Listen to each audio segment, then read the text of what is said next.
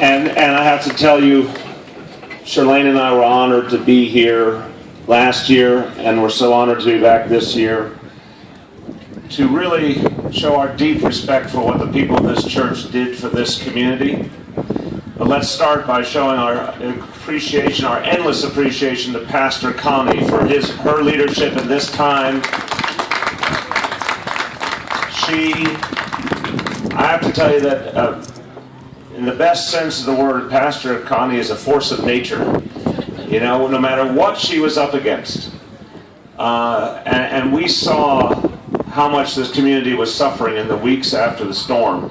And how much this church had been physically thrown back on its heels, but not in terms of its spirit or its resolve. And this church kept moving forward, and Pastor Connie was one of the generals on the ground leading the troops to help restore this community. Let's give her a warm round of applause to thank her for her leadership. And to my friends who I served with as we all over the city tried to respond to this crisis, my colleague, now our Congressman, Hakeem Jeffries, thank you for your leadership. My former colleague from the City Council, I think she's about to get a promotion, Tish James, thank you for your leadership. And Alec Brooke Krasny, thank you for yours as well. Thank you for everyone for the efforts you have made.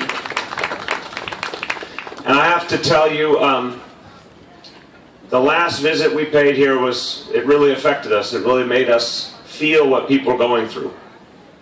And for weeks after, we talked about it. And so this is the right juncture for me to say that in everything I do, I have an amazing partner. And she is my best friend, and she is my wife of 19 years. I introduced to you Charlene McCrae.